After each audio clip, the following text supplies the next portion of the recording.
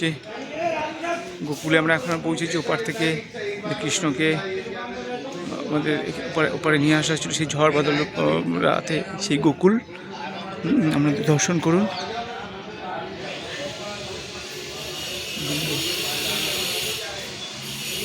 এই হচ্ছে সেই ঘাট এবং এখান থেকে মন্দির চলে গেছে।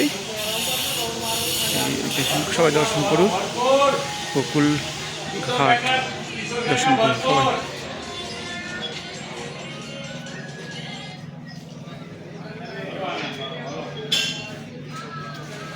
ওপার থেকে এপারে আসতে হয়। এবার এখান থেকে গিয়ে উঠে যারা ওপার থেকে মথুরা থেকে আসবেন এইভাবে উঠে করে আসতে পারেন। এবার এখান থেকে উঠে এখানে যোগমায়ার মন্দির রয়েছে, যোগমায়ার মন্দির।